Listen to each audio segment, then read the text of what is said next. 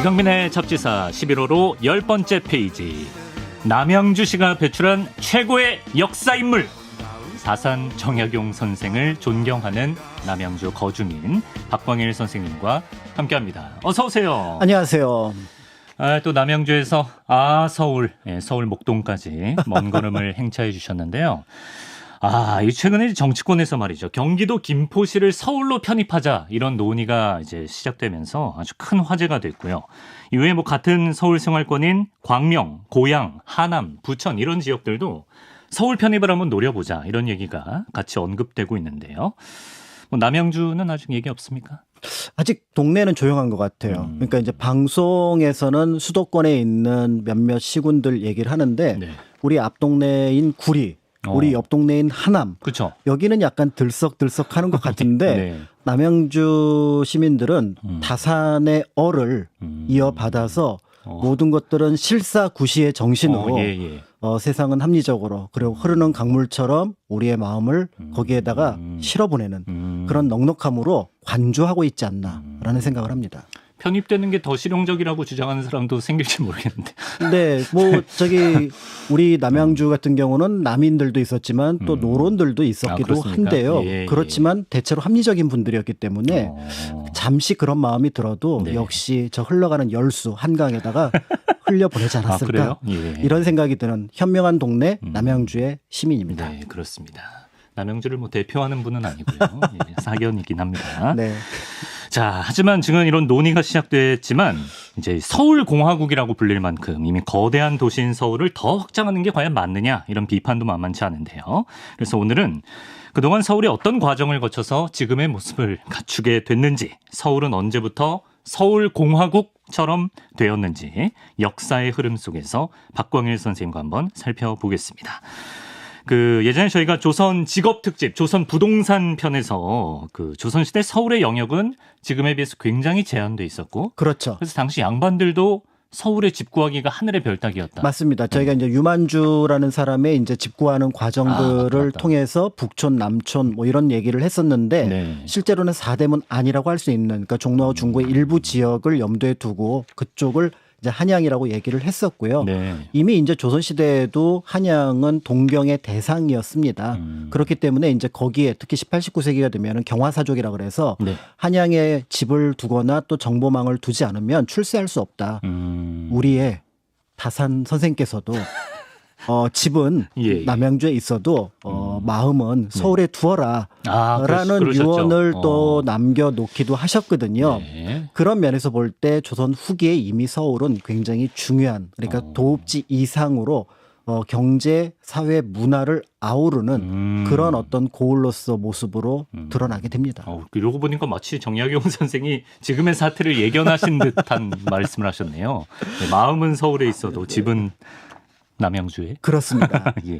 그렇지만 이제 널리 알려지지 않은 것 중에 하나가 우리가 보통 이제 한성부라고 하는 행정구역상으로 이제 한양을 염두에 둘 때는 한양 도성뿐만 아니라 성 밖의 심리를 포함을 합니다. 그래서 보통 거기를 성저 심리라고 표현을 하거든요. 그러니까 거기까지가 한양의 영역이었다고 본다 그러면 면적은 조금 더 넓어질 것 같고요. 지금 제가 유튜브에 수선전도라는 지도를 띄워드렸는데 그렇습니다. 이제 수선은 이제 서울을 가리키는 별명이기도 하거든요.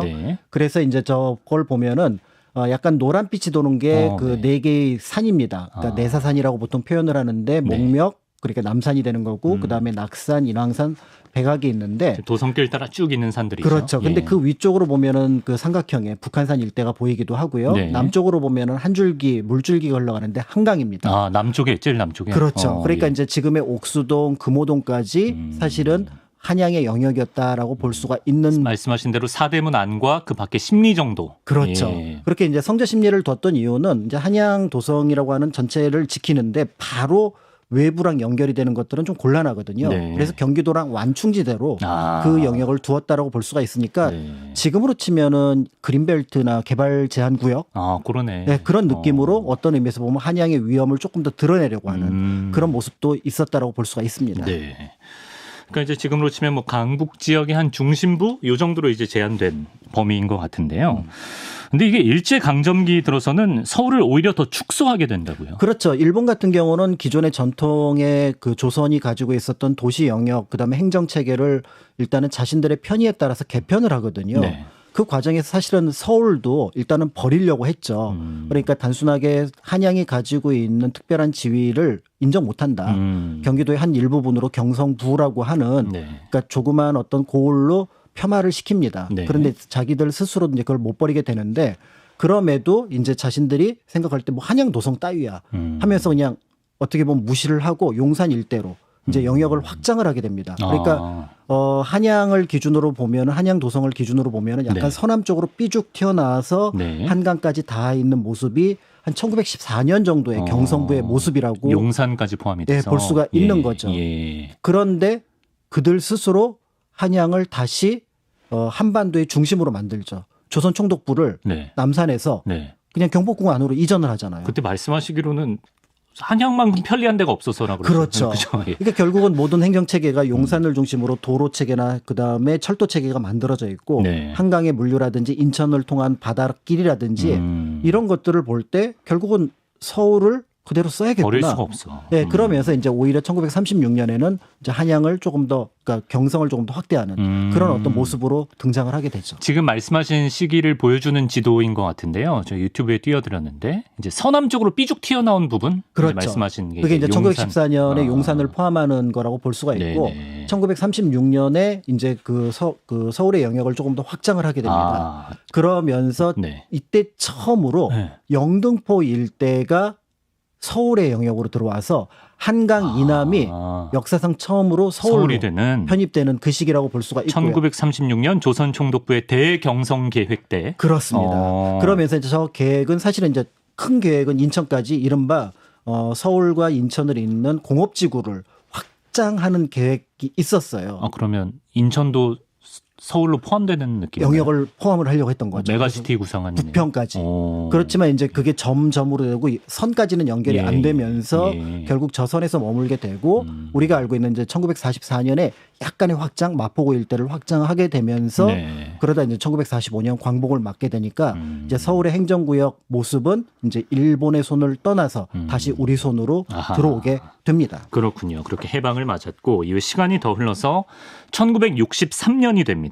이때는 서울 인구가 300만 명을 돌파했고요. 상경하는 인원이 급증해서 심지어는 한 해 평균 30만 명이 서울로 몰려들었던 그런 시기라고 하는데 이때 서울이 대대적으로 확장된다고. 네, 서울이 이제 크게 두 번에 걸쳐서 확장이 되는데 한 번은 1949년이고요. 49년에? 네, 그다음에 1963년 지금 얘기하셨던 두 번에 걸쳐서 확장을 하게 됩니다. 네. 1949년에 이미 서울 인구가 그러니까 45년 당시에 100만 명이었는데 이때 공식 인구가 48년에 170만 명까지 늘어나요. 비공식 인구까지 치면은 이미 200만을 초과를 한 상황입니다. 3, 4년 만에 2배가 됐네요. 그렇죠. 이제 한양에 가야 뭐 일자리도 있고 거기서 뭔가 공부도 할 수 있고 이런 생각들을 하시게 되면서 서울로 이제 상경을 하게 되니까 대통령령으로 급격하게 일단 서울을 확장을 합니다.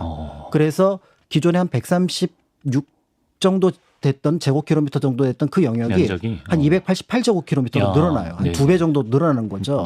그게 이제 49년에 만들어졌는데 전쟁 토지잖아요. 그렇죠. 그리고 이제 전쟁이 일어나고 나서 사실은 더 많은 사람들이 또 서울로 오죠.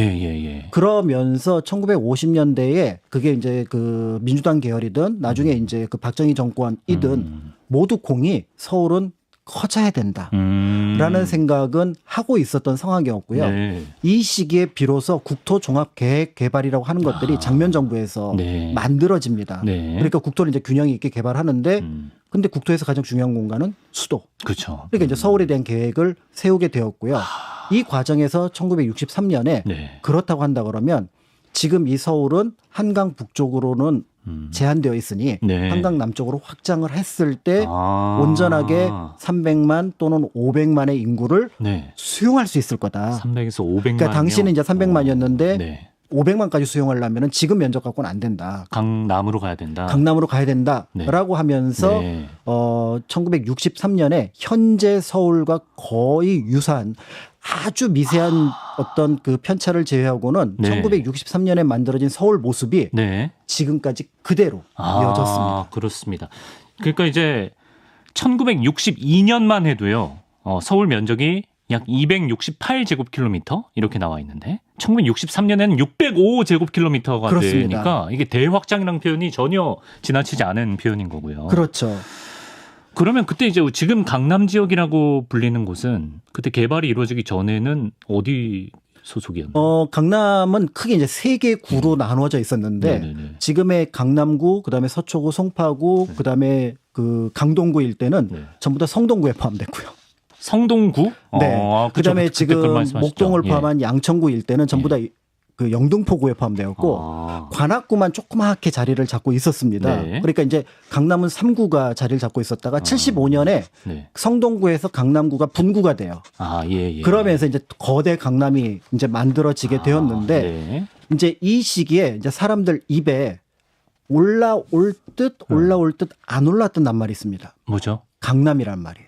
올라올 듯 안 올라왔다. 저거 지금 1973년 지도 보여드리는데 그렇죠. 저 상황 때까지도 강남이란 말이 안 올라왔다. 그렇죠. 73년까지도 성동구고 영등포구지 여기가 지금 강남이란 말이 없습니다. 네. 왜 그러다가 그러지? 이제 75년에 성동구가 너무 크잖아요. 네. 그래서 이제 마침 그 시기에 네. 한강 이남 개발이 본격적으로 이루어지기 시작하면서 네네. 강남이란 말이 들어왔는데 네. 그렇다면 저 시기에 지금의 강남구 일대를 개발한다는 낱말은 네. 강남 개발을 쓸 수가 없잖아요. 강남이란 말이 없으니까. 그렇죠. 그러니까 영등포의 네.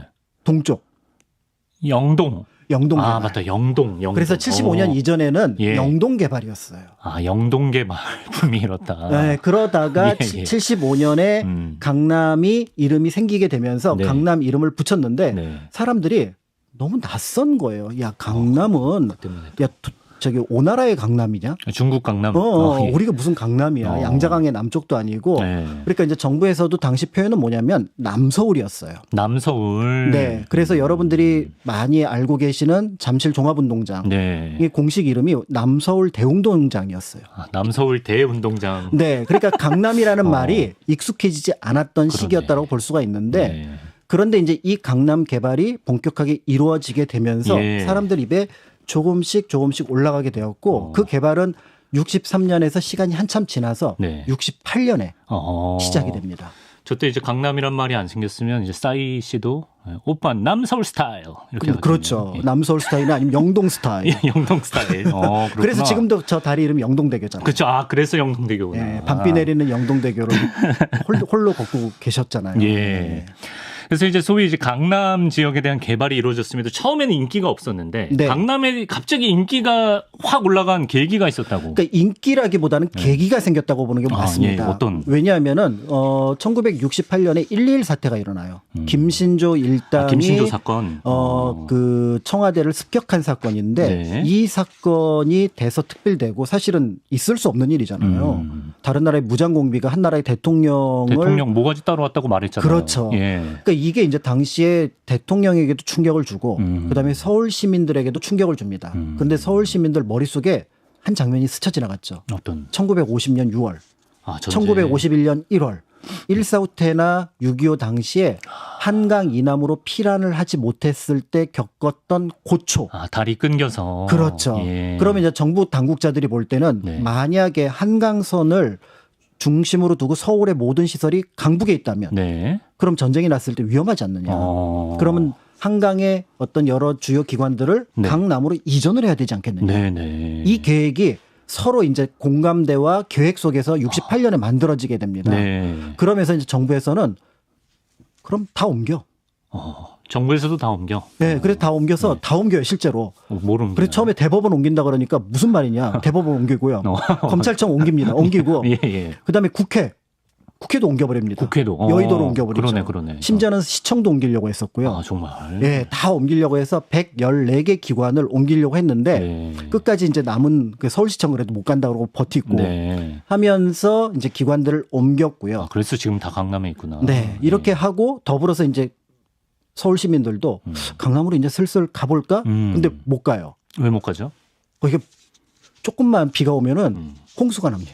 원래 뭐 촌지역이어서 그런가? 그게 저지대예요. 저지대라서. 강북 지역에. 그러니까 예. 태조 이성계가 도읍을 정할 때 강북에 정한 이유가 예. 이쪽이 좀 물이 좀 많이 차거든요. 그러면 여기에 대한 홍수 관리가 필요한데 네. 이 홍수 관리를 할 댐이 73년에 완성이 됩니다. 네. 팔당댐. 예, 팔당댐. 그러면서 강남 개발이 이제 본격적으로 진행이 되면서 네네. 이렇게 해도 이제 그 조금씩 이제 사람들이 옮겨갈 수 있도록. 그래서 처음에는 강남은 단독주택 중심으로. 그러니까 전원주택 형식으로. 예, 그때 그 옮기신 분들. 그렇죠. 그때 처음에 강남은 그래서 지금도 예. 강남구나 서초구 일대 가면은 큰 대형 단독주택들이 있잖아요. 예. 이게 초기에 영동 개발 시절에 만들어진 주택이라고 볼 수가 있고요. 네네. 그러다가 이 길이도 안 가요.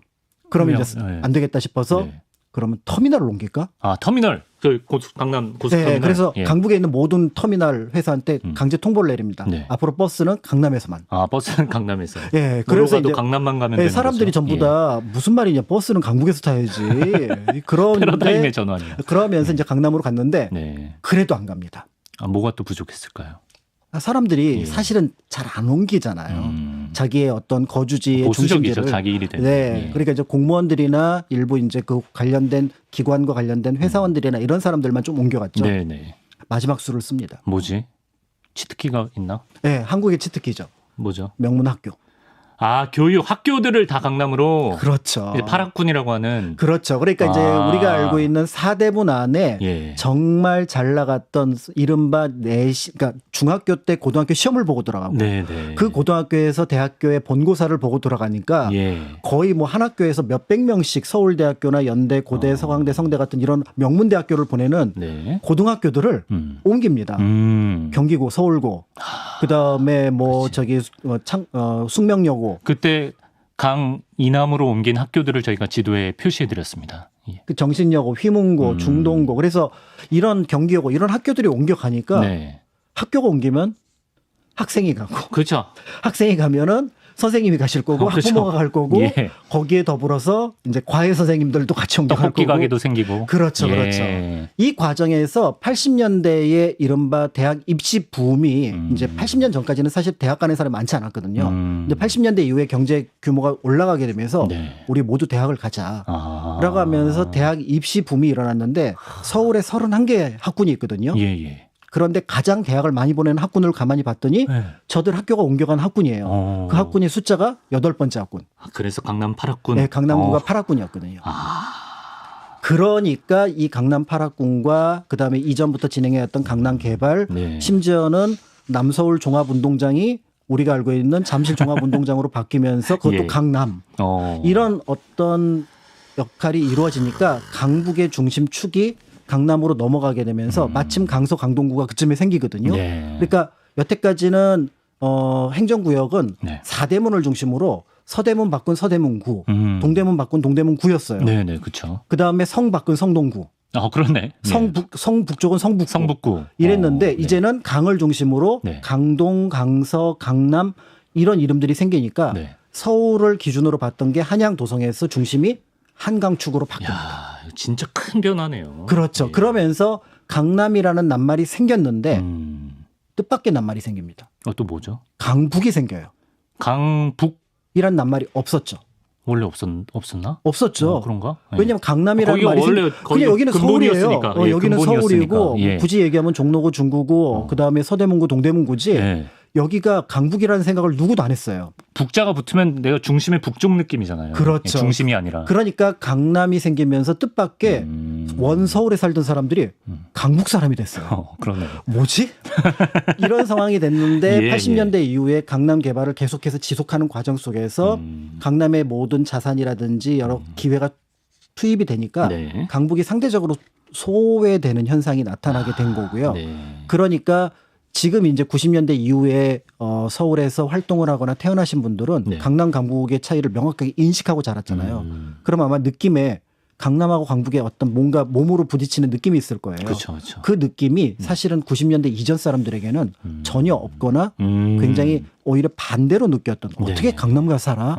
이런 느낌이 바뀌는 상황이 나타났다는 점. 그래서 도시의 확장이라고 하는 것들은 네. 누군가에게는 굉장한 어떤 기회를 제공하지만 누군가에게는 상대적인 데이터를 제공할 수 있다는 그러네요. 점에서 굉장히 조심스럽게 변화를 해야 된다라는 것들을 알려주는 사건이라고 볼 수가 진짜 있습니다. 중요한 말씀이네요. 불과 한 30년 정도 지나니까 그 느낌이 확 달라져 버렸잖아요. 그렇죠. 네. 더 나가서 사실은 그럼에도 불구하고 그 서울의 확장은 기본적으로 지정학적이라든지 지리를 염두에 두었기 때문에 네. 사실은 서울은 일정한 그 중심부로서의 거리로 들어갈 수 있는 시간 공간이 비슷해요. 그러니까 지도를 봤을 때 서울시 지도를 봤을 때 시청을 기준으로 동심원을 염두에 두고 그렇지. 산악지대 빼고 강을 좀 빼고 만들어 놨기 때문에 대체로 원 안에 들어가는 모양입니다. 대체로 약간 둥그런 느낌이죠. 그렇죠. 이제 그런 느낌을 염두에 두고 만들었기 때문에 기본적으로 서울에 대해서 누구도 이상하다라고 생각하지는 않았고 실제로 그래서 처음에 그 해방 직후에는 8개 구였다가 25개 구로 바뀌었잖아요. 그러니까 63년 기준으로 9개 구였거든요. 근데 그 9개 구가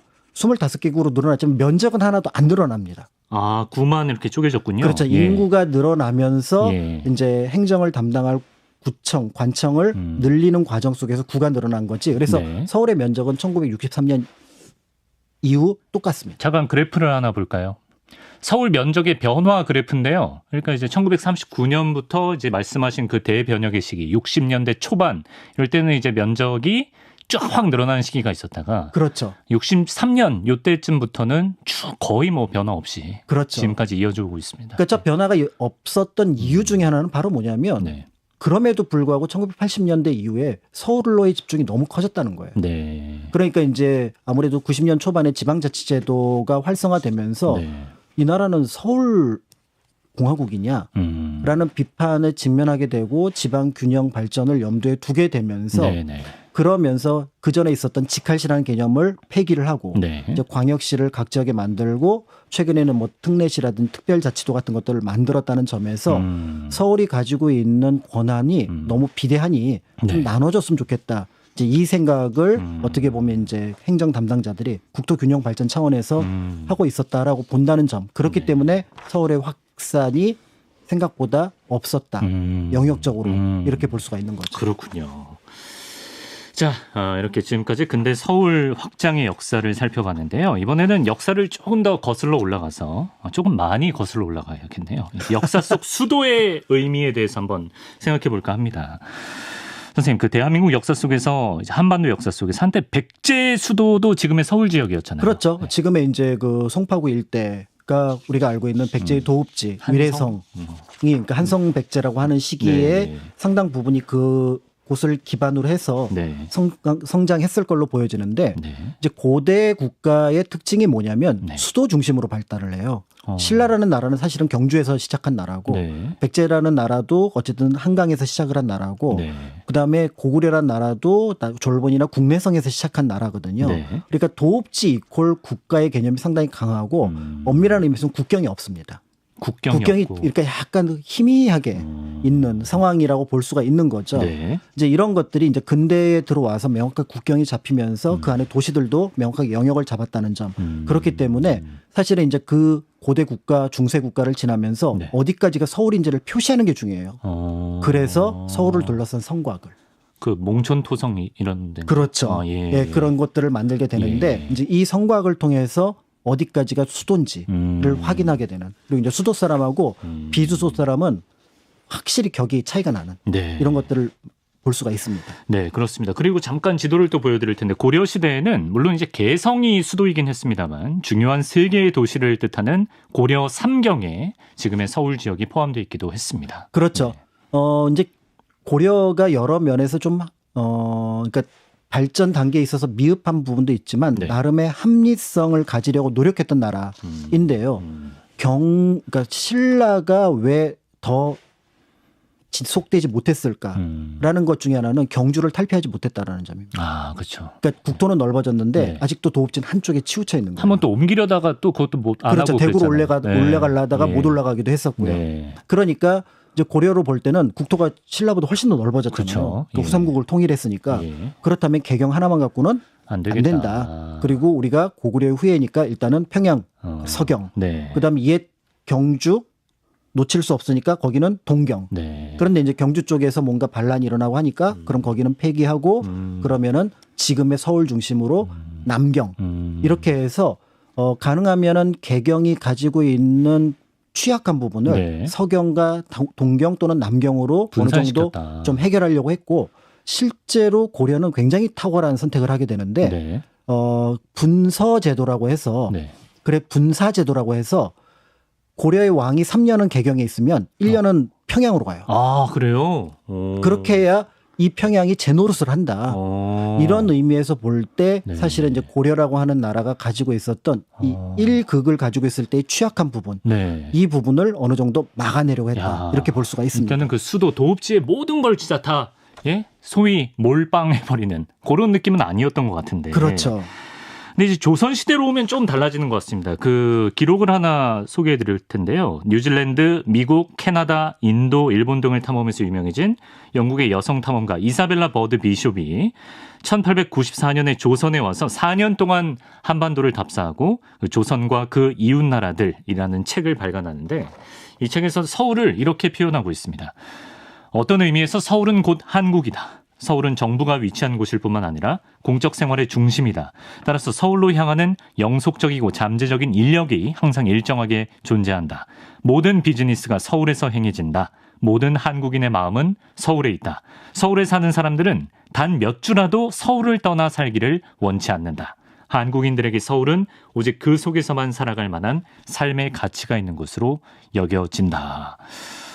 1800년대 말 기록인데도 지금의 그 일극체제의 느낌이 확 잡혀 있는 것 같은데요. 그렇죠. 임진왜란 이후에 이제 조선은 조금 더 서울을 중심으로 하는 행정 체계를 좀 강화하는 모습을 보여주게 되거든요. 네. 그런 면에서 볼 때 이사벨라 비숍이 봤던 이 모습은 이제 19세기 상상할 수 있는 모습이라고 볼 수가 있고 경화사족 얘기하면서 서울로 안 가면 출세가 안 되는 거예요. 경화사족이 뭐죠? 서울 일대에 살고 있었던 선비들. 아, 예. 네, 그러니까 이제 노론, 소론, 남인 이게 중요한 게 아니라 그냥 서울에 살아야 네. 어떻게든지 뭔가 관직을 얻거나 아니면 새로운 정보를 얻을 수 있다. 뭐로 가도 서울로 가야 돼요. 봤던 부분들이 있는 거죠. 결국은 이 부분이 조선이 다른 나라와 근대의 경쟁에 나설 때 취약한 부분. 왜냐하면 서울하고 다른 도시가 경쟁을 하지 않으니까 네. 서울에서의 1등이 조선 1등이 되거든요. 그런데 사실은 서울에서 1등을 한다라는 얘기는 내부 경쟁일 뿐이라는 거죠. 네네. 그런 면에서 볼 때 국토 균형 발전도 그렇고 내부의 실력을 기르는데도 한계가 있었고 이제 이 부분이 이제 조선이 가지고 있는 강점이면서 약점인 거죠. 그러니까 조선은 전국의 300개 고을에 모두 행정관을 파견할 정도로 중앙 집권적인 나라였지만 네. 그 중앙 집권적인 권한을 바탕으로 서울만 컸다라는 점. 그러니까 이제 지방에 예를 들어서 뭐 신의주라든지 네. 그다음에 그 부산이라든지 이런 곳들이 좀 더 컸더라면은 중국의 또는 일본의 동해안 같은 것들을 바탕으로 해서 네. 거기에서 대응할 수 있는 힘을 길렀을 텐데 네, 이 네. 대응할 힘을 다시 어디에 물어보냐면 서울을 물어봐요.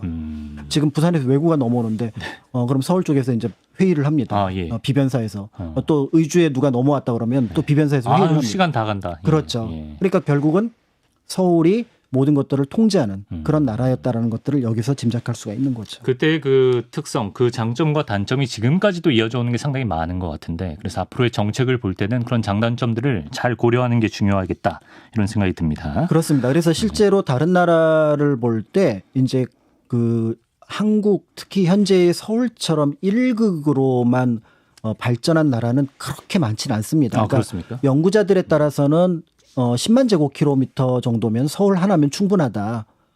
1극이 네네. 하나만 있어도 된다라고 주장하는 분들도 있긴 한데 10만 제곱킬로미터 정도면? 우리나라 면적이 10만 제곱킬로미터. 전체 면적이? 예. 남한이 굉장히 작습니다. 예. 남북한 합치면 23만 제곱킬로미터인데 네네. 그러니까 그 정도면은 서울 하나면 된다라는 주장도 있는 반면에 한편으로 서울이 모든 걸 갖고 있으니까 다른 것이 발전할 기회가 없다더라. 예를 들어 이제 다른 나라를 보면은 그러니까 경쟁 관계에 있는 경우가 종종 있거든요. 일본만 하더라도 도쿄하고 교토가 경쟁 관계. 예. 그래서 도쿄가 언제부터 성장을 했는지, 그다음에 교토가 언제부터 발전을 했는지. 중국 같은 경우는 예를 들어 북경이 정치의 중심이지만 상해나 광주 같은 경우는 경제의 중심이고 사실은 북경하고 정치적으로 늘 대립했던 동네가 남경이거든요. 이제 이런 모습들을 볼 수가 있고 예. 미국만 놀러 가도 처음에 우리 수도가 어딘지 참 헷갈리잖아요. 맨날 영화에 나오는 건 뉴욕이거든요. 그렇죠. 워싱턴 DC죠. 네, 그렇지만 이제 수도를 찾아가려면 워싱턴 DC로 찾아가야 되는 부분들이 있는 것처럼 그러니까 몇 개의 특성되는 도시가 있었을 때 그 나라가 조금 더 발전할 가능성이 있는데 이제 그런 부분들을 모두 서울이 갖는 거는 좀 적합할까? 이런 부분들이 있다는 점. 그래서 적어도 뭐 경제 분야라든지 네. 그다음에 정치 분야라든지 문화 분야를 조금씩 나눠야 된다라는 생각들 이런 생각들을 하고 있는 중에 거꾸로 서울을 좀 강화한다라고 하면은 약간 전체 지금 현대사의 흐름 속에서는 약간 돌출된 느낌이 들지 않을까라는 생각이 듭니다. 그래서 이런 이견이 또 생기는 것 같습니다. 자, 서울이 또 한번 확장 기로에 서 있는 지금 뭐 각자의 이해관계를 따져보는 것도 물론 중요하겠지만 또 이런 객관적인 사실과 역사의 흐름 속에서 또 나름의 판단 기준을 잡아보시는 것도 좋겠습니다. 대한민국의 수도 서울 확장의 역사에 대해 알아봤어요. 박광일 선생님 오늘도 고맙습니다. 감사합니다.